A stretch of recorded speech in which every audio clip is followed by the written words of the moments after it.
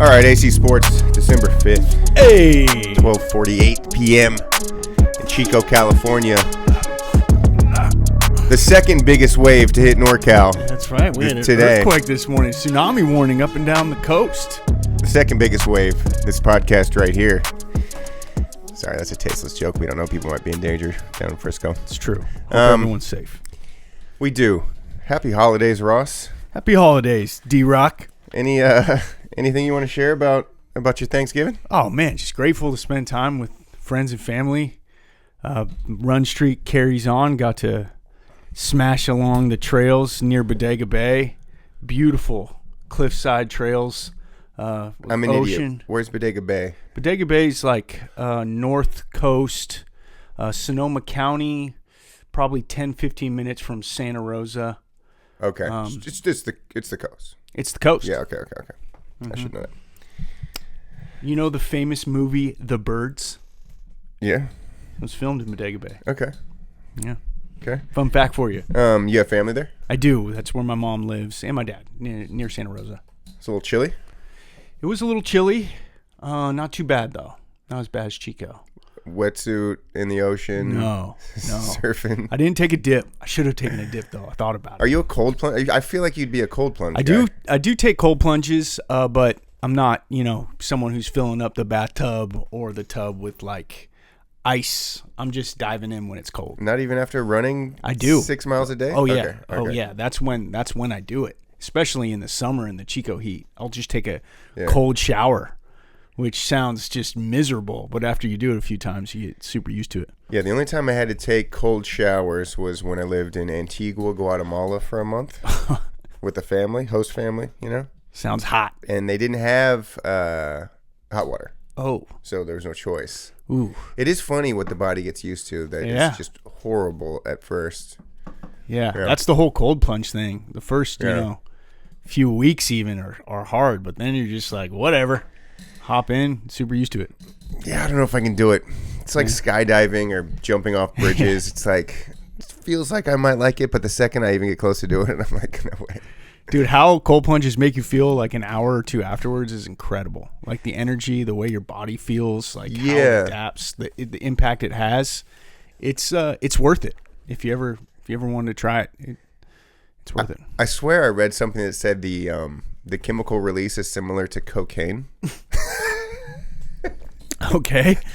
I read this. Sure.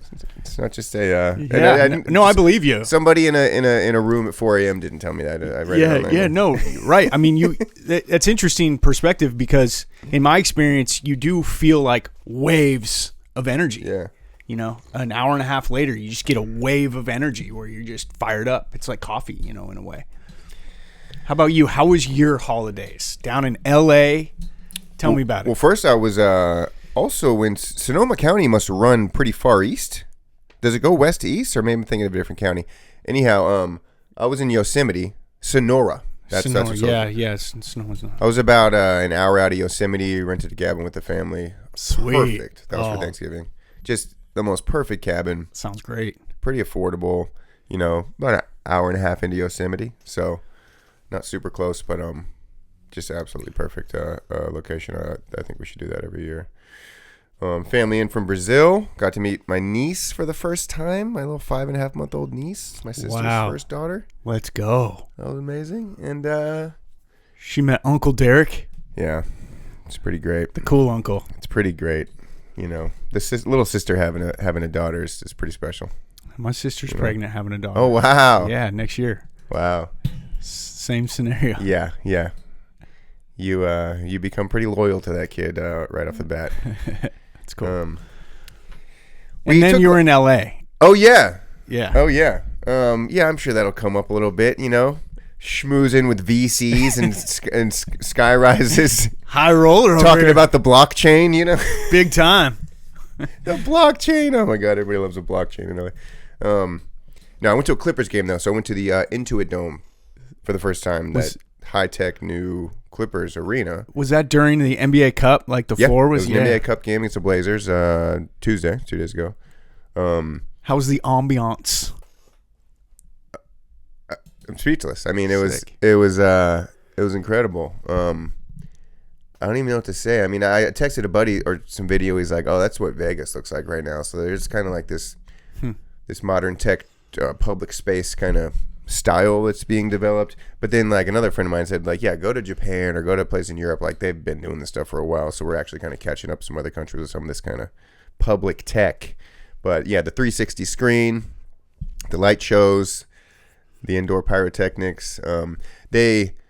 I guess like the arena like kind of sinks below street level. And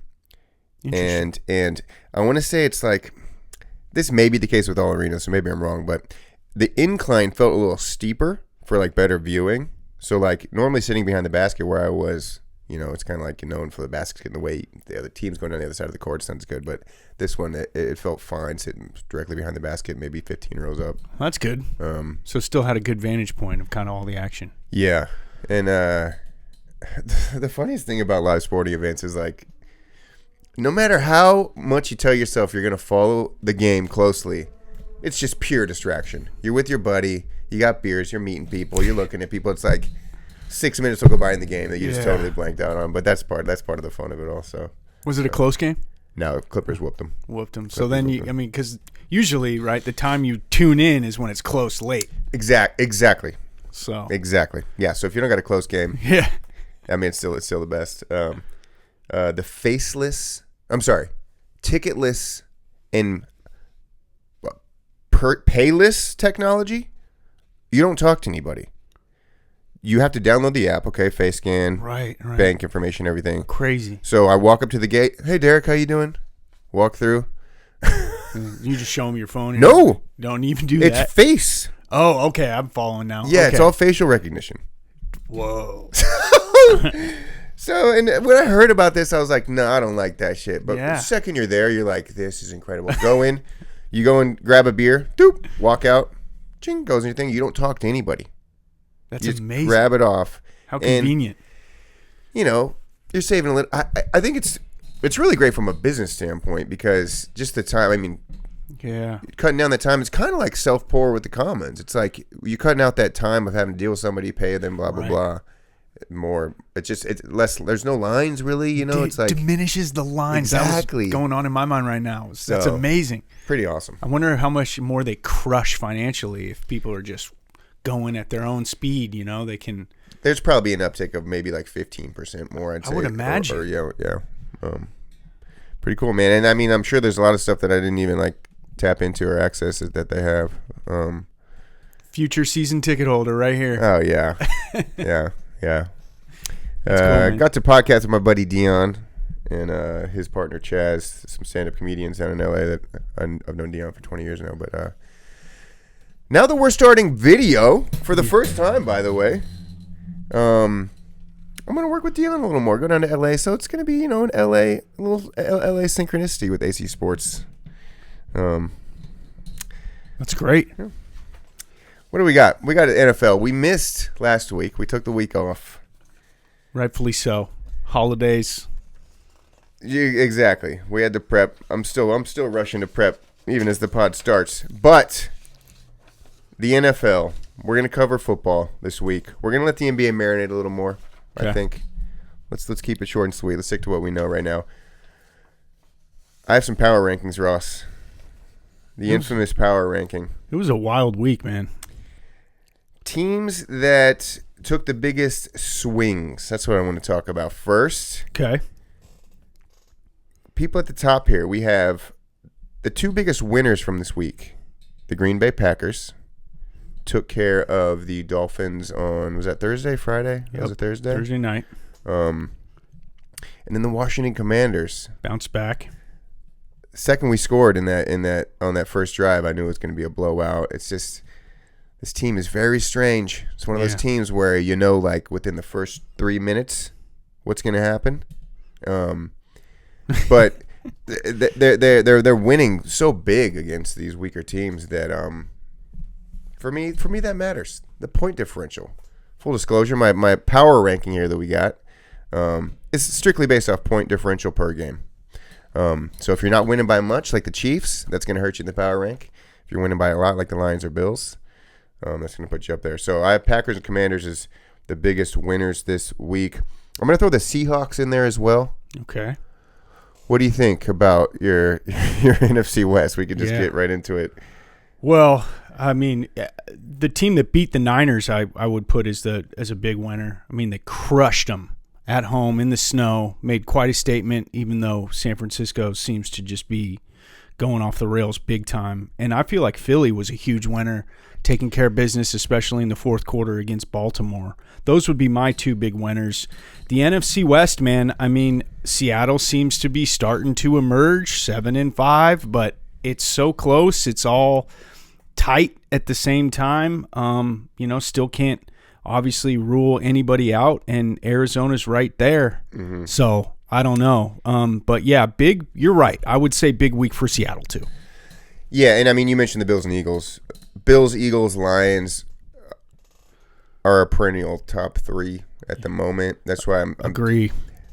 The teams I guess I'm going to mention every week are the ones that are kind of taking a little bit of a swing up and down. Gotcha. So these consistent teams at the top. You're exactly right, though. I mean, Eagles made a statement. Bills, only real slip up this year was getting beat by the Ravens 35-10.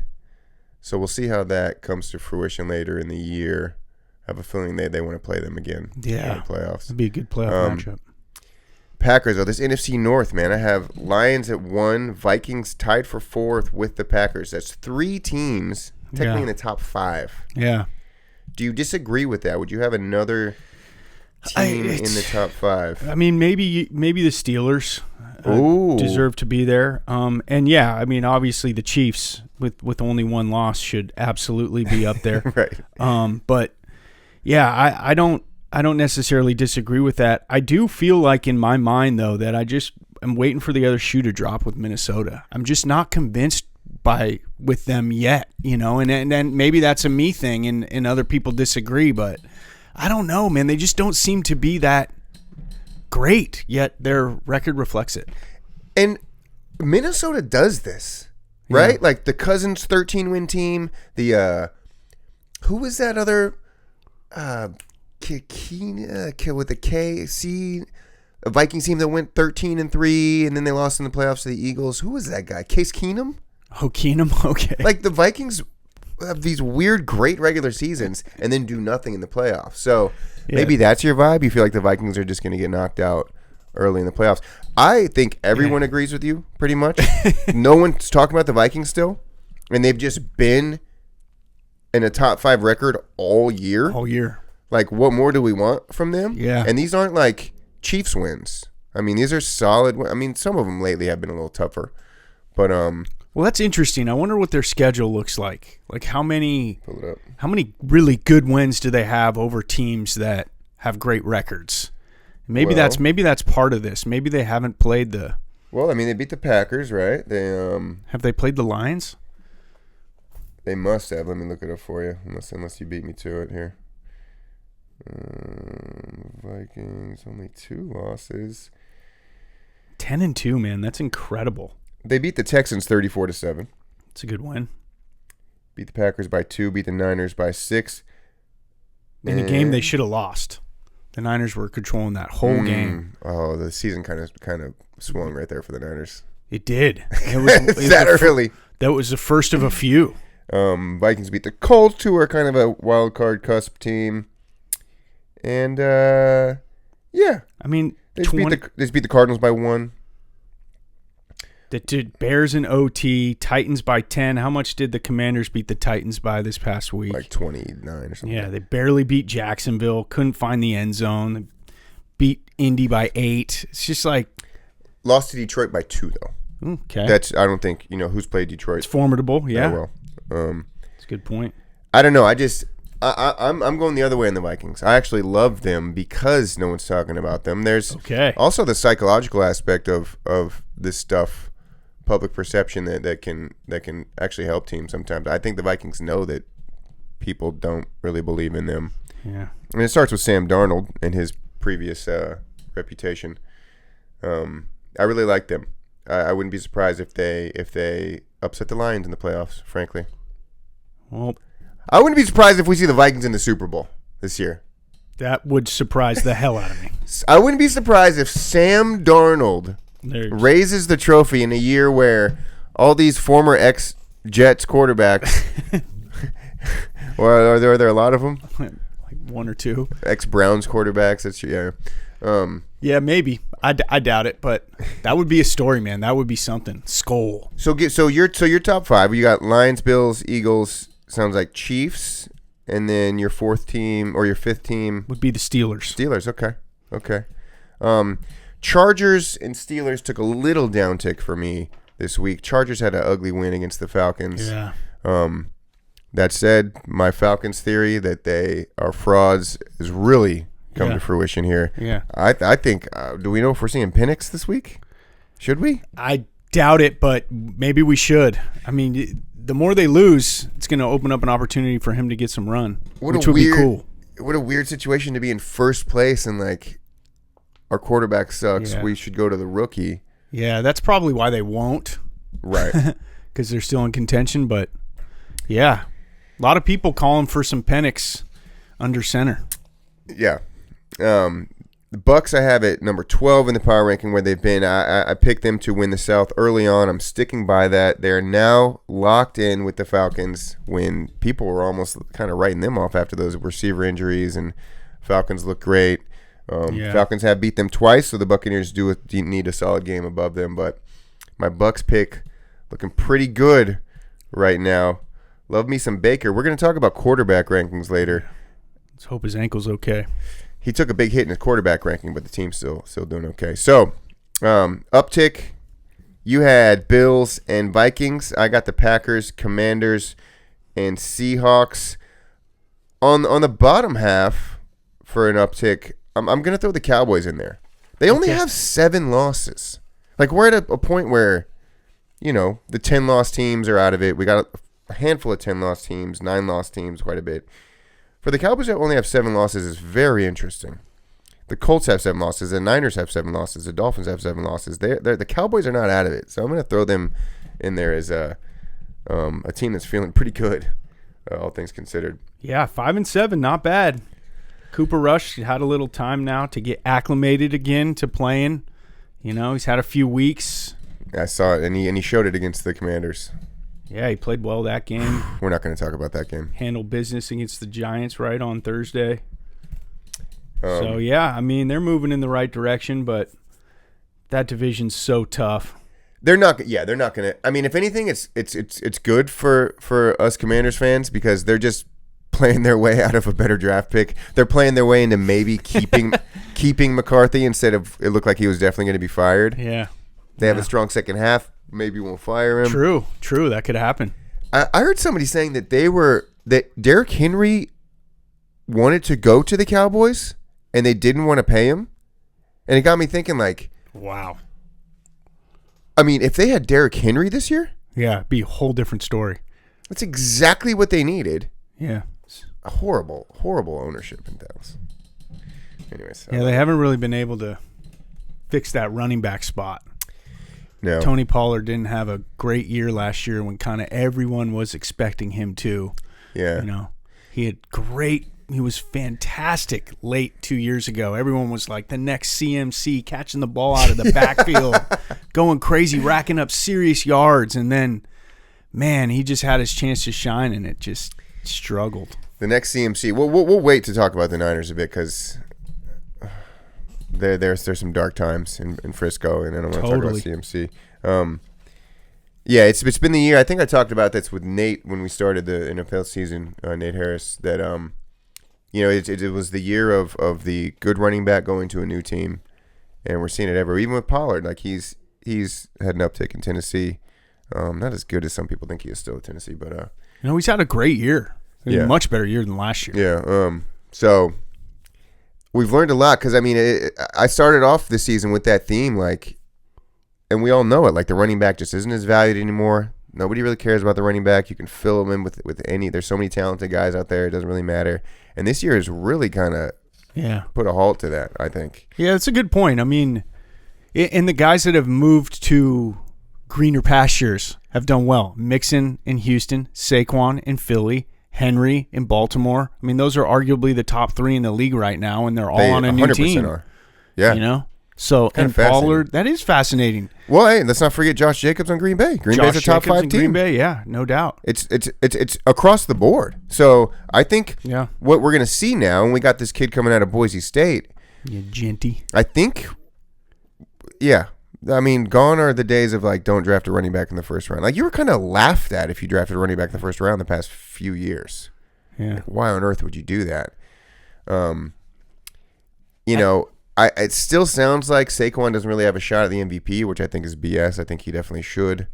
I think he's in that combo. Yeah, but it's just like from the people who have a vote that I've listened to, for the most part, or people in that circle, a media circle, it's just like it's not a chance. It's always a QB. You look at Vegas odds and stuff too. It's just like it's unfortunate. I would like to see a running back win an MVP. I would like to see somebody other than a quarterback win an MVP. Yeah, their MVP is kind of like the offensive player of the year. Like running backs win that award every once in a while, you know, and MVPs usually do go to quarterbacks, and probably Josh Allen right now. He's the front runner, but he is 100%. Yeah. I forget that there's only one. It's not per conference. Not per conference. Yeah, that's interesting too. Yeah. I guess they must have an AFC and NFC player, like offensive players of the year. They must designate that, but I don't know if it's per conference, but yeah, there's some notoriety that some other positions end up getting. I think that we're at the point where we have to make a distinction. I mean, if the quarterback is just going to win the MVP every year, then let's just make a different award. Yeah. Seriously. Kind of like how college football does it. They do it by position. Yeah. Outside of the Heisman. Let's literally just get rid of the MVP in football. Best quarterback, best running back. I don't know. I mean, it might sound silly, but it's just. No, I could get behind that. Yeah. You know, give more people some love and give some, players something else to shoot for. I mean, I'm big on not sticking to tradition just for the sake of doing it. I mean, we've seen changes in the Pro Bowl. Yeah, why not? Let's be smarter. Okay, so those are our clear skies teams that we mentioned that are looking good. Who's on the downtick? Who's got some cloudy skies, dark times? Bears, Bengals, Niners. Whew. Bears and Bengals. Good God. Tragic years. Niners are a little different to me. Niners have been obviously marred by injury. Totally. Whereas the Bengals and Bears are just losing in the most tragic ways. Yeah. The Bears with they should have beat the Packers and Commanders this year. Yeah. They'd be 6-6 over two good teams. Yeah. But instead they're 4-8. They had a chance against the Lions too, and they're just their clock management was just awful. What if they're set? They could so easily be 7-5 with wins over the Lions, Packers, and Commanders. Yeah, and they started out well too, so it's just spiraled out of control in ways that you just don't see teams lose games. Just super unique, and now they've got a new coach, and it's just rough. How do you feel? I'm furious about this stuff. Like these teams that are barely losing against good teams, and you fire the coach mid-season. That's insanity. You think so? Well, yeah. I mean, I get it from that perspective, but what's happened in some of the decision making there, and him defending his decision, is that's why he's been let go. I think it just runs a little bit deeper, but I hear you. Fair. Then the other thing too, just same with Saleh and the Jets. Do you think that this replacement is really going to make this team better? Yeah, that was a silly fire. Both of them, but no, the guy you bring in here is not. I mean, we forget about the Saints fire too. Yeah, 3 insane midseason fires this year. Yeah, that's a big narrative that's going to go in the offseason too. But. Yeah, you're right. And if you're kind of going by the theory behind why these guys have been let go, Kyle Shanahan should be let go because there's been a lot of kind of shady decisions. Now, obviously, he has a very good track record, and they've been a super successful franchise. But if you're just going kind of by decisions that have been made, I see your point. I mean, he hasn't made great decisions with that team this year and key moments, and has struggled, when it's most important down the stretch of games, calling plays and managing clock. It's a disaster.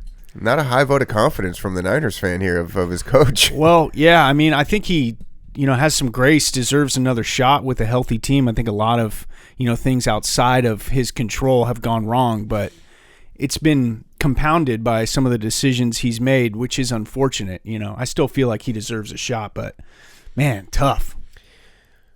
We're going to get to a TikTok segment here in a minute. Okay. And one of the TikTok themes is that the Niners are kind of a tragedy, right? Like they have had this incredible team for over a decade now, right? 0 championships to show for it. Yeah. And they've been there. We go back to the Kaepernick Super Bowl 3 times. Yeah. Yeah. Wow, how do you feel as a deep. fan? How do you feel as a fan? It's like, is it it's tragic hard. when you're a good team every year and making Super Bowls, or is it not? Yeah, no, you're so right. Man, it is. It is. Okay. It's almost more tragic. Yeah. Okay, so it's super tragic for me, for my opinion, because they should have beat the Chiefs both games. I feel like they were in control of the game, especially this most recent Super Bowl. Last year. It was like, dude, they outplayed them. They just made more mistakes. They shot themselves in the foot, and that's the reason they lost. And it's hard. It's tough. The overtime rule is the reason they lost. Yeah, that too. So, yeah, things didn't go their way, and they definitely contributed to that, but I feel like they were the better team in both of those games. The thing, though, that I fall back on a little bit as a fan of this franchise is just the great memories I had in my childhood. It's like they won Super Bowls when I was a kid, right. And so I've kind of seen them go to the promised land. I remember 94 really well. I was, plenty old enough to understand what was going on. Yeah. Dion was incredible when he came over that year. I was, acting like Dion out in the backyard playing with my brothers, trying to intercept passes and high step into the end zone like Dion. Come on. I mean, Jerry Rice and Young and even earlier. And, some of my first Super Bowl memories were 88 when they blew out the Broncos and Montana and Rice went off. I mean, so I've seen them, win. And that, I think, makes the pain of what's happened in recent years a little less intense. But it still is very, very frustrating. Being a football fan really is a lifetime narrative, isn't it? Roller coaster. But it's like we really take it from the beginning. We remember our first moments when we were 6 years old. Yeah. And it's all part of the context for our fandom in terms of how we feel about what's going on now. That's really interesting, actually. It's romantic is what it is. Yeah.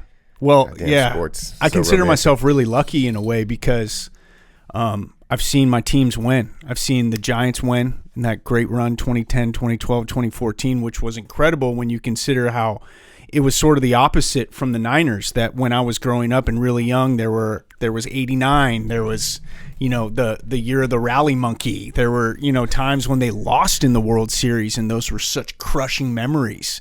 But then when 2010 happened, it was like, hallelujah. And then if you think about the Warriors, they had a great little dynasty run. So, Yeah, screw you, actually. I'm sorry. I don't mean to sound conceited like that, but no, I feel that. I can see how I could come off like that a little bit. It's been, in a way, been lucky in that. Definitely have been lucky.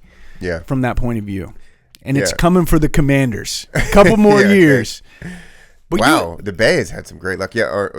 You've seen Washington win, right? They won one, right? With Rippon? So, what's interesting is the first Super Bowl with Doug Williams, I remember I was 7 years old. And, that is, basically prime age for when you start to remember. Totally. So that's my introduction to this whole world, right? Love it. And then they win 4 years later again. So I'm 11 years old. I got 2 chips. Yeah. And then ever since then. And, same thing for the Niners. But you get those, Bill Simmons calls it the year from hell. For some teams, like he says, the Niners having the year from hell, and it started when your receiver got shot, and all these kind of other omens that come across. And then there are legacies from hell, like the Browns, the Lions. Traditionally, hopefully they break this year. Honestly, I'm rooting for them. And with Washington, I mean, it's felt like a legacy from hell with Snyder and just all the scandals and just everybody hates him. Everybody hates the stadium. Everybody hates everything. Sean Taylor gets killed. It's just it's just been some experiences are rougher than others, I guess. Yeah. Like with off-field stuff almost, or like front office stuff or whatever. Whereas a team like the Lions, like, yeah, they've had some 0-17 teams or whatever. Like they've sucked, but there's layers to the tragedy here. Yeah. So as you mentioned, I mean, I say all that to say, like, yeah, I don't really feel that sorry for the Niners this year. Yeah, understandable. But that said, hot take, they're still going to win the West. You think so? They're 2 games back. Everybody's talking like this team is dead and done. Like, oh man, they're in no, trouble. they have 7 losses. I mean, McCaffrey's out, but I mean, their backup was a top running back when he was playing. Yeah, and then he's out with a high ankle sprain. Oh, is he out? IR. So they're going with the rookie, Garendo. Oh, crap. They had to bring Patrick Taylor up from the practice squad. Signed somebody, Israel Apanaka, I think, from Pitt. Was a great college running back, but he's been undrafted and kind of floating around out there. So, yeah, their run game's going to be definitely tested here big time. Okay. But well, I appreciate the faith, dude. Let's go. Keep the faith. The NFC West is the most mediocre division of all time. I just mentioned point differential. The Seahawks and Cardinals have the same exact point differation per game. 0.58. I didn't know that. Okay. 0.58. It's the most so tight. medians. Like, if ever there was a year to have a rough season, it's this one for the 49ers, so don't give up. I heard a beep here. Let's take a quick break. Let me check the cameras, make sure they're still rolling. And we'll be back. Well, all right. Your dark times team is quite clearly the Niners, as it should be. I'm gonna throw for my dark times team. My power rankings. I'm gonna give you the Baltimore Ravens. You've been on that tip all year. I have Ravens and Falcons. Very proud, and Chiefs. Those 3 teams. Yeah. Very proud to say that they've been frauds all year. People throwing the Ravens in their top 5 all season because they got Lamar and Henry. I still like them. What? Sorry. I still like them. Yeah, and most people do. We saw them getting handled. We saw Lamar again. It was complete flashbacks to playoff Lamar on Sunday against the Eagles. Just can't get it done. This team has 5 losses now, or 6. Did you watch that game? I did. Yeah, I watched. You know what killed him in that game? What's that? Was Tucker. I mean, he missed 4 field goals? Yeah, he's washed.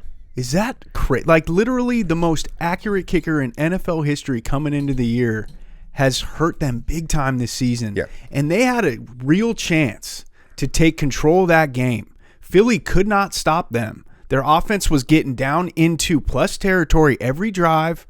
They were settling for 3, and Tucker couldn't deliver. And if he made like 2 of those kicks, it's a total different game. Baltimore played much better than I think people realize at the end of the day. They controlled that game. Their defense played a lot better. Second half too, or just? I would say up until the start of the 4th quarter, Philly started to exert their dominance. But that's Philly's signature this year. Yeah, true. And they leaned largely on Barkley, which was fantastic. It's exactly what they did to us, the Commanders. Yeah. Exactly. But did the Commanders miss 4 field goals in that game?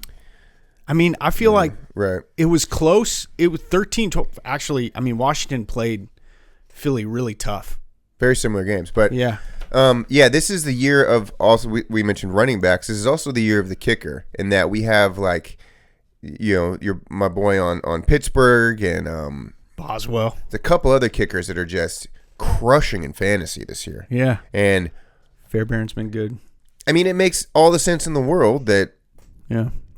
I mean, in a league that's so competitive and all teams are so close in talent, that yes, your kicking game is kind of going to decide your record in the day, which I think is ludicrous, by the way. That's a different podcast. I talked about it on Lacaroni and Chaz. Check that on YouTube. Yeah. Where the kicker gets way too much credit and responsibility. But I got one thing to add real quick. Kicked to the curb this past week. 24 missed field goals, the most in a week since week 9 of 2001. And to start the season, it was like every 55-yarder was being made. Yeah. Exactly. See, you're the kicker, man. It's done a total 180. And another thing, 12 games decided by 7 points or fewer, tied for most in a single week in NFL history. That's how the kicker's tight more this important than ever, yeah. That's how tight this past week was. I mean, I love that, though. Right? 12 games decided by a score or less? I mean, I can't look at the Tucker performance and think that it was worse than what happened to us against Dallas. The most tragic kicking experience of my life, missing an extra point after converting on a Hail Mary. That game was so crazy, bro. We were texting. I have Red Zone finally, thank God. I've been I may be level up, dude. Level I don't know up. If the statute of limitations has passed yet. I might have been streaming some illegal games. Okay, my feed went out when we were down. I want to say right after the Madden spin move 360 kick return touchdown. Oh, that was so sick. Turpin, dude, that was nasty. After that, it kind of went out, and I was like, and then, you're texting me these cryptic messages. Like, I'm like, is he joking with me? Like, it's like, no, actually, the most insane inning of all time happened. It was, dude. Yeah, I missed it all, and I now believe in God because there's no way. I do not know how much different my life would have been had I sat through and experienced that in real time because I needed to have that blacked out. To see that missed extra point, like the feeling in my stomach right now, Ross. Yeah. Thinking about that missed extra point. I think he didn't kick last week, and I didn't look into it. I don't look into the injuries much or anything. He's hurt. He's hurt. Yeah, definitely. Kind of feels like one of those, like, you're hurt, but like your pride is what's hurt. Like nobody can look at you in the face anymore. Converting on an 84-yard, like, that's not even a Hail Mary. That's like... No, that play call was sick. How they had those two people running up the side with him. What do you even Jaden call just that? dropped it right in. And the DBs are like skating, like, who to cover? Where is it? Wait, McLaurin's got the ball? It was a nasty little play call and execution. And Jaden's he won Rookie of the Week again last week, and he did finish strong in that Cowboys game. Micah Parsons said publicly that Jaden's going to be unstoppable. Yeah, he looked really good last week too, and it's like what you were saying a few weeks ago. He might have had the rib thing lingering. Yeah. I feel like last week he looked healthy. Like he just had a little bit more of a bounce in his step when you were watching the game and the highlights. It was like, I think he's healthy again. You know who else? You know who's I think even not more important? A healthy Brian Robinson Jr. Yeah, when he is running downfield, I feel like we're unstoppable. Yeah. Like when he scored on that Tennessee play, it's just like he's just like on the opening drive. Got him going. Mean, not a lot of people are doing that, and so it's that. When I see B-Rob marching down the field, that's when I know we're going to win. Yeah. So it's and that's how this stuff works. Like your quarterback's your most valuable player, but sometimes there other players are more of an X factor in terms of whether you win the game or not. Yeah. And I feel that way about B-Rob big time this year. Eckler got destroyed in the Cowboys game, and he's out for a few weeks. But we have some great backups. So I do feel good. We got to win some tough games though, not just the easy ones. Philly's going to be the one. Hey, real quick, Bo Nix. First in rookie pass yards. First in rookie pass TDs. Don't make me crash out on the pod. I won't. Third in completion percentage. Those are his rookie ranks. He's first in pass yards and first in pass TDs. How do you feel that race stacks up? Like some people over the last few weeks have been like, well, Bo Nix has moved in front of Jaden. But then Jaden makes quite a statement this past week, and you're alluding to stuff that his opponents like Micah Parsons are saying. I feel like it's it's definitely still wide open, and for people to be like, Bo Nix is going to win the Offensive Rookie of the Year, I'm like, whoa. How do I feel? Fuck Bo Nix is how I feel. Fuck that guy. I fucking hate him. I hate him. He's awesome, though. Anybody. Fuck Bo Nix. Anybody that says anything about Bo Nix versus Jaden, I'm turning into Kendrick on you, okay? I'm getting in the studio on this mic. Oh. And I'm fucking publishing a diss record. No, it's insane. I'm happy for Bo Nix, but it's going to be a good race. It really is. Look, if we see these guys in the Super Bowl in a couple years, awesome. Wouldn't that be something? I think that's probably, honestly, I think it's going to happen. Potentially could. I think it is. Bo Nix is good, man. The pass he made to Mims on Monday night when they were deep in their own territory. Dude, he dropped it in over the middle. It was like the most beautiful pass I've ever seen in my life. But what pass did we just talk about? Well, yeah, you're right. I mean, Jaden deep to McLaurin to shock everybody was absolutely a great pass too. But man, I mean, it just went right over Ward's outstretched hands of Cleveland, right into the breadbasket for Mims. It was, it was a special ball. I mean, it was a dime. It was. So it was. He's got some talent, man. Good. The AFC can have him. Good. Yeah. Go away, Bo. Not to take anything away from Jaden, though. Jaden's been phenomenal. And my reaction shows how that it's closer than I want it to be, for sure. Like he's infringing on the territory of the best rookie quarterback. I bet you Jaden's rushing stats are better. Yeah, and look, perfect segue. Let's get into the QB rankings. Okay. Oh, I love the QB rankings. Who are the big winners this week in the NFL under center? I have Jaden Daniels, who climbed from number 11 last week to tied for 5th this week. A good 6-point jump. And then, rightfully so, I have Jordan Love, who went from 18th to tied for 12th this week. So Love, Daniels, you can see my theme here is the Packers and Commanders were the two big winners this week. Love takes care of the ball. I mean, that's been the big difference the last few weeks, I feel like, for him, is he's not throwing risky passes. I feel like he's playing smarter. Just like Aaron Rodgers did with Green Bay. Yeah, good point. Yeah, keeping that culture there. Who are your big winners under center this week? I got to take Russ. I think Russ played really well, and I think they're going. Man, I feel more and more confident about Pittsburgh, and that's a far cry from how I felt early in the season. Even though they were playing well and relying on their defense, and Fields was under center. But Russ is kind of giving them a little bit more, just a shot in the arm, I feel like, offensively. And it's opened the game up for Najee to make a big difference with the running game. And they're tough to defend. They're tough in general. And their defense is good, and Russ has them playing really well. To be fair, the Bengals' defense has slaughtered them all year. And another game awful. Poor Joe Burrow looks dead inside in these press conferences. But he does. But about Russ and the Steelers, how did you feel about Russ going into the season? Because I had given up on him entirely. I loathe as a player, just as like a skill level, loathed him last year. I thought he was so done. Yeah, not great. I mean, I did too, and it was a little bit more of a cringy vibe around him as well after what had transpired in Denver and just kind of the let's ride and some of the clips that had surfaced, and you just kind of were like, oh man, like not only is he washed, but he's annoying. And and Sean, and like I'm seeing clips of like Sean Payton yelling at him and stuff on the sideline, like the difference between Sean Payton and Mike Tomlin, like in like talking down and building up, that conversation's out there. Yeah, I think it started, like, I think from the head coach on down, the whole team thought Russ was cringe last year, for lack of a better word, and it kind of, all that psychological stuff carries over to the field and what the fans think and all that stuff. Right.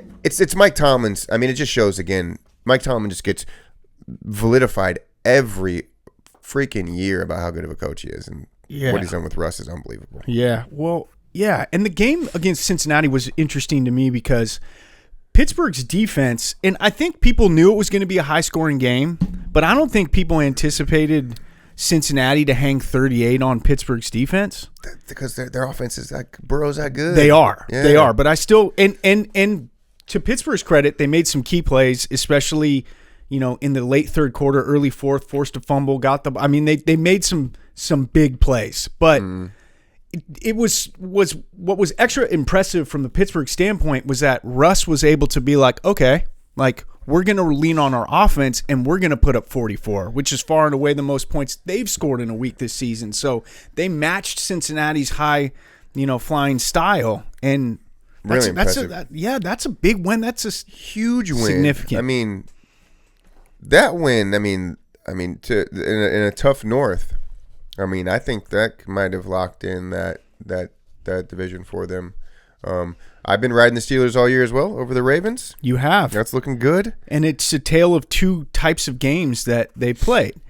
Pittsburgh beats Cincinnati 44-38. Pittsburgh beats Baltimore 18-16. Yeah. So you want to run and shoot? Okay, cool. You want to play a rock'em, sock'em, knock'em affair? Cool. We can do both. All said and done, Mike Tomlin might be the greatest coach of all time. He's never had a losing season, right? We'll break that down a little more later on, but definitely deserves to be in the conversation in some ways. I mean, deserves more respect in that area. How about this? Right now, is he the greatest coach coaching in the league right now? And if not, who's better? Ooh, great question. Andy Reid, I would say, might be. Yeah. But Tomlin has made a really big case for Coach of the Year. And you're onto something. Yeah, I agree. There hasn't been a better coach in football this year. Yeah. Reid is like I was rewatching the infamous Bills Chiefs 13-second game, and like it just made me think like the Chiefs are so elite that if a team beats them, it's like we did it. And so to build a culture like that, like good God. Yeah. Like, they're so good. Even when they're bad, they're so good. Yeah. Like, I guess that's Reid. I mean, it's Mahomes. It's letting – I mean, a lot of good coaching, from what I learned, is knowing when to be passive, not just when to be aggressive. Sure. When it comes to your leadership. So, like, when do you let certain players kind of take over in certain aspects? Because, like, when you look at Reid, it's like – he's not an aggressive coach. He's just kind of letting people. He's very chill. He's sitting there, chill demeanor. Whereas Tomlin is very aggressive. Yeah, in it's a good point. Benevolent ways. Different styles. Yeah. Well, I guess we can settle on Tomlin Reid being like the iconic coaching matchup. Yeah. You know what's? I was thinking about Kansas City too a little bit. How dare they deceive us all into thinking that they're like underdogs? And I understand, I understand that they've had some like really lucky victories. I mean, botch snap against the Raiders, a blocked field goal. They haven't played super great to their standards. They haven't done anything that leaves all us fans and viewers going, wow, they're so dominant. But how dare they make us think that like they're an underdog going into the postseason with one loss? But do people think they're underdogs? It's the narrative's starting to change a little bit, but for the most part, people are still like the Chiefs are the best. Chiefs I hope so. The best. We're getting a little more like, well, actually, Lions and Bills are better than the Chiefs. Like that's kind of. I don't like that. That bothers me. They should be heavily favored. I'm saying they're the 11th best team in the NFL. You are. And so like, yeah. I mean, I do think. All that said, you're saying you still think they're going to basically clear and probably win the Super Bowl again? No, I'm not. Okay. I'm saying that they should be respected more. How? And because they like deceive us into thinking that they're not this incredible franchise or this incredible team, and they're, nobody's changing their mind. Nobody's saying the Chiefs are. Where I'm coming from is a little bit of a facetious approach, but it's just kind of funny, right? Yeah. I mean, it's like, how dare they think that like. How dare they have us think that they're... It's very Mahomesian to be like, oh, we're actually the underdogs. Exactly, dude. It drives me nuts. I'm not going to be able to refrain from swearing on this pod as long as the Chiefs exist. So, yeah, your big winner, you said you had Russ. I like that. I had some issues finding QBR stats on him. By the way, for the listener, my quarterback rankings are very simple. I don't complicate this much. It's just there are two substantial ratings used by the NFL. It used to just be passer rating that goes up to like 158.7 is the max. And then they made a new QBR probably about a decade ago that goes up to 100. I think QBR integrates rushing a little more and some other things. But all I do is combine those two, where the quarterback is ranked in the league at those two. And so it's purely stat-based. I bring that up. Oh, wait, we're going to wait to mention this guy. I just want to let the listener know that these are not my opinions necessarily. This is based on rankings and ratings. So when you see a guy that's a little high, this isn't me trolling. This is just what the numbers say. And so I love this, though, because it can be really enlightening to some people. Yeah, it is. It's cool. more guy I want to mention on my uptick is Drake May. Okay. He goes from 24 to tied for 21st. Any kind of 3-point swing in the rankings, I think is noticeable. I think the Patriots are stoked. Last pod, you said you didn't really believe in this rookie class. I don't. Oh, well, yeah. The quarterback class. Now we're talking about Nick Daniel May. I mean, come on. Well, the point that I was trying to make last week is that we get really hyped up about the rookie class of quarterbacks every year. And in the grand scheme of things, only a few, at most it feels like 2 or 3 from every class really emerge into legit Pro Bowl type players consistently. And if you look at the last 6-7 years, has there been only one that's won a Super Bowl? There's been only one, and that's Mahomes. Yeah. So Lamar's never won a Super Bowl. Allen's never won a Super Bowl. Hurts has never won a Super Bowl. Burrow's never won a Super Bowl. So I just think I think it's very easy for us to get really excited about, Brock Purdy being the real deal. And then you're kind of in the back of your mind going, should the Niners pay this guy long term when you think about the situation right now? I don't know. Yeah. And look, winning a Super Bowl doesn't only mean... Only one guy can do it every year. I mean, you're right. It's not failure to not win the Super Bowl. You're right. Yeah. You're right. But how we judge, success, Hall of Fame type players, people who are the best of the best boils down to championships, And so to me, that was the point I'm trying to make. It's not necessarily that, I think this rookie class is bad. I think there's a ton of potential. I just think in a few years, there will be a couple guys that we're excited about now that have fallen on hard times. Well, elephant in the room, we know who we're talking about right now. When you say that, we're talking about Caleb Williams. Could be.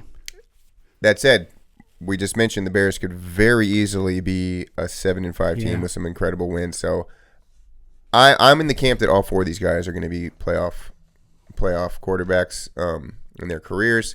I get the Super Bowl thing, but Purdy winning the NFC last year, he's lock him in my opinion. I mean, that's as high of a measure of success to me as we could ever expect from a guy like that. So, I like that we disagree though. I'm big on this rookie QB class. I think they're all going to be successful, including Caleb, even though he is number 27 out of 30 in my QB ranking. The bottom 4, we got Bryce Young, Anthony Richardson, Will Levis, Caleb Williams. All young guys, all still open to have good futures, technically. I got one of the guys the last guy on my uptick is the last one, because I think the last couple of weeks he's played a lot better. I think he played good against Kansas City, and I think he played good again against Tampa. And it's nice to see him getting a little bit more comfortable. Bryce Young. Yeah. You're seeing some flashes right now that are okay, maybe he can turn the corner here. It's nice that he's gotten another shot, and it seems to be like he's making, I wouldn't say the most of it, but he's definitely opening some eyes. And I'd imagine there's probably some fans out there, especially Carolina fans, going, all right, this is the guy we took the number 1 pick on. We're seeing it. Yeah, and he is a TikTok darling of the week. TikTok is in love with Bryce. He's a Gen Z guy. Kids in high school have a close relationship with Bryce Young as fans. I think there's something about his personality. He reminds me of not really, but who's the guy in the 76ers? It's insanely famous on TikTok, the basketball player, the rookie. He's going to win Rookie of the Year. Jared McCain. Yeah. He, of course, McCain, I can't wait to talk about him in the future. He has a much bigger personality, but there's kind of this guy is a good, genuine person, and we're really rooting for him as a human being. I think younger people feel that with Bryce. So there's a different aura around him bouncing back. So he has, if psychology plays into this game, he has so many people behind him. And that's only going to help. And maybe that's part of why, we see him improving week to week even too. TikTok loves Bryce Young. Cool. Let's see. We got about 15 minutes. I want to mention every quarterback here. So that's our bottom tier. Those 4 guys, all bright futures. If we're really kind of looking at the lowest guy on the totem pole outside of the young guys, it's our boy. It's our boy Aaron. Aaron knocked down 3 spots from 23 to 26. Oh, it's just they were up 21-7, about to score again to go 28. By the way, a game that you needed them to win. No. And then Garrett Wilson kind of. It wasn't the best ball maybe that he threw to the corner of the end zone, but Wilson just kind of, he still should have got to the spot. Should've. And like Rodgers, as we've seen all year, turning the sideline going, fuck, just like mad at his players all the time. I mean, I talked about that, I think maybe on our first episode we recorded, where it's like his energy is, I don't know, it's feeling very leadership-y. Yeah. And we know that he's like the anti-Bryce Young in terms of public support. Like everybody freaking hates this guy. It's really kind of a bummer. You see his Netflix? I did. I was about to bring that up. It's fascinating. Probably not the best timing to put that out right now, buddy. Can we wait till the season's over, maybe? What is it? What's the ayahuasca? Okay, I'm ready to see this spiritual journey, like on camera, like going into his hallucination mindset. Oh dude. my God, it's wild. I mean, part of me is like, fuck it, double down in terms of like the marketing plan here. Like this transcends cringe for a lot of people. It's like they don't like this guy so much, and then they see this, and first of all, I guess those people that are discrediting this type of these types of things in the world maybe are ignorant in themselves too. Like this isn't stuff to be laughed at. I don't think some people will. I mean, it's funny on the surface, the face paint and the highfalutin. Yeah, it's going to be fascinating. It's going to be super interesting. But I mean, he never disappoints in terms of something to talk about. That's for sure. Yeah. But we have Rodgers. He's one of my down tick guys. Baker and Justin Herbert, also my down tick QBs. Baker dropped from 10 to tied for 17. So a huge drop in the rankings for him. I think his QBR really suffered last week. He threw some picks. I still love him. Herbert's, it is interesting that he's been middle of the pack all year. Yeah. Analytics guys have loved him to death, calling him like a top 5 quarterback the past couple of years despite their record. But well, what's hurt him? What was crushing for them this past week was the Dobbins injury, and then you're bringing in Edwards, and it just doesn't have as much explosiveness. Yeah. And they couldn't run the ball, so that put Herbert in a tough situation, and I think that's why he didn't end up having a great game statistically, was just because they were much easier to defend without the threat of a rush game. So we'll see what happens with them moving forward in that area. I do put Harbaugh in the same camp as a Tomlin. I think they come in, they make differences. They're going to figure it out. Love Jim, dude. The better Harbaugh is in LA, not Baltimore, I think, for sure. Who's got it better than us? So, but one of my other big prediction here that I've been mentioning is that the Chargers are still going to manage to win the West. Yeah. And it's still in line with what I think is good, but the losses need to start happening now for the Chiefs. They got some tougher games, but now that Dobbins is out, I think that might kill them. It hurts them a little bit. Well, they'll be better running the ball this week. I think they will. I think it's kind of that. It's like when you're a quarterback and you're kind of rushed into action and you got to get your bearings straight, and then the next week when you can prepare but we'll see. How about Jameis's game? Did you see that game? Jameis is probably the most interesting man in the NFL right now. He might be, dude. If we're going to go like the yin and yang of eyeballs in the NFL is Aaron Rodgers and Jameis Winston for just vastly different reasons. Put those – oh, wait. Those two guys need to do a podcast. Can you imagine that? That would be awesome. Oh, my God. Dude, 4 touchdown passes, 450 passing yards, sacked 3 times, and threw multiple pick sixes. And the weird thing about him is like he had the 30-30 season for touchdowns, interceptions a few years ago. Right. But he's like known for throwing pick sixes. Whew. I mean, that was such – you know what that game has shown me? And honestly, frankly, maybe just doing the pod or paying more attention to the league now more and more is like this is exactly what I expect. It's exactly what I expect from the Broncos. Yep. That's how they're going to win. Yep. Doing that, and it's exactly what I expected from Jameis Winston. Yeah. Like, they're. I'm not surprised by any of this, but no, James is amazing. His personality, anyways, and he's a talented guy. I have him dead middle of the pack at 16. I think it's exactly what we expect from Derek Carr. Are we ready? Are we ready? How dare I? Welcome to Put Some Respect on Their Name, the Derek Carr Weekly Award. Hard to do it this week after that performance against the Rams. You say. And I don't know how that happened. I didn't watch that game very closely. They definitely could and should have won from what I saw. He didn't play bad, but he didn't play great. Not only did he not play bad, Derek Carr is the 4th best quarterback in the NFL. Not my opinion, guys. Spit up my coffee, man. Derek Carr, 6th in passer ranking this year, 7th in QBR. There are only 3 other quarterbacks who are in the top 10 in both of those categories in the NFL. Lamar Jackson, Joe Burrow, and Jalen Hurts. And then we throw Derek Carr in there. Look, I don't get it either. I don't know what's going on here, but numbers don't lie. Yeah. So, what the fuck? The fuck? That's a TikTok trend too. I mean, I brought up his near MVP run 6 years, more than 6 years ago. 8 years ago. So like we've seen it from him. You know, they start off with those 2 insane wins to start the season. Then he gets hurt. Yeah. Now that he comes back, you know, they get some gritty wins. You know, they lost to the Panthers and the Rams. Weird, but close games. You know, I'm higher on the Saints than a lot of people. I think. Yeah, I have them at 18th in the league.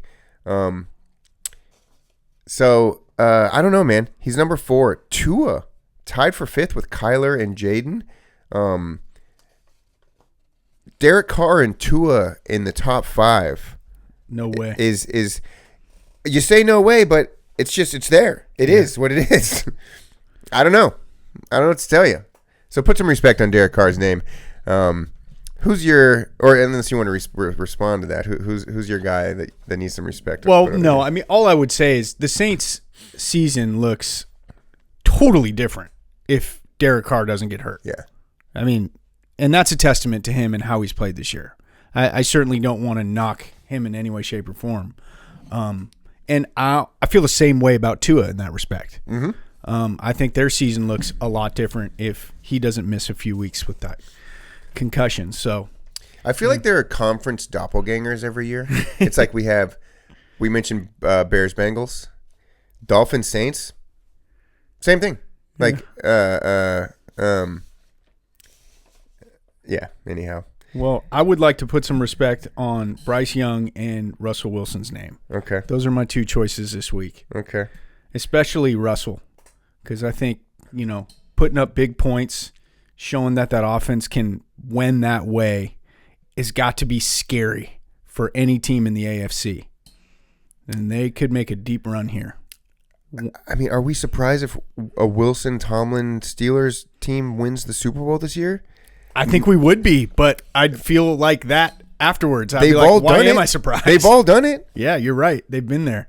You're right, man. I mean, they're a dark horse right now, and they probably shouldn't be. Those are some good odds. I'm gonna have to look up those odds for a Steelers Super Bowl. They still only have 3 losses. Oh, that Chiefs L column needs to creep up. Yeah. Okay, I think we're good on quarterbacks right now. Hopefully Trevor Lawrence is okay. Do we know if he's out for the season? Yeah, they just put him on IR, so pretty much. I still have Purdy in my top 10. Got Goff at 9, Hurts at 8. We've learned that Kyler is a perennial guy this year. That whole Derek Carr, Tua, Kyler, top of the pack thing is fascinating. Burrow and Lamar and Josh are kind of the perennial top 3 quarterbacks, totally. Just like the Lions, Bills, and Eagles are the top 3 teams. The stats say that Mahomes is the 15th best quarterback in the league this year. 10th in QBR, 18th in passer rating. Very interesting that the Chiefs are statistically so middle of the pack. I think I'm good on that. Biggest losers of the week. I mentioned Rodgers. The one thing I do want to say on him though is that this is not going to be his last season. Yeah, he's been saying he wants to play again, but just bought a place in Jersey or something. Like he's coming back wherever it is. I'm not giving up on Rodgers winning another Super Bowl yet. There's some magic in there. Maybe I was just watching the Netflix trailer. I was like, oh, this is going to end. Something's magical is going to happen at the very end. Let's go out like Elway, baby. Okay. Well, if he paints his face like he does in the show as a QB under center and starts rocking some war paint, terrifying. Then I'm on there with you. Well, the rumors are that he goes to New York with Bill Belichick to the Giants. Oh yeah, I saw some of that. Or the Jets. I don't know what Belichick's interests are, or the Jets just hire Belichick. So I mean, he has history with the Jets. Belichick does. That said, Rodgers on the downswing. The other guy that took a huge hit this week was Kirk Cousins. We mentioned him possibly being benched. His team is technically in first place. Simmons or somebody mentioned that his miles per hour is like the lowest in the league. Like he doesn't have arm strength. He's got no zip. Interesting. And so the theory is maybe that's why they drafted Penix, because they started to see him kind of work out and like, this guy cannot throw the ball hard. Like he's got skills, intelligence, blah blah blah. But so I think the Falcons front office might have seen the writings on the wall. I mean, they pick up freaking quarterback 8 overall. I mean, that would make sense to me. Yeah, that's interesting. Okay. All right. Our boy Darnold, 12. You got to get out of here, right? Yes. Unfortunately. Okay. Yeah. Tune in. I don't even know what to say. You got to go. Wait, do you have to be somewhere at 2? Yeah, 2:05. Oh, shit. Okay. We're okay. All right. Thanks for tuning in. AC Sports. We're on YouTube, socials, Facebook, all that, whatever. Ross, thanks for coming through. Oh, hell yeah, dude. Thanks for having me, man. Always a blast. Happy holidays. See you next week.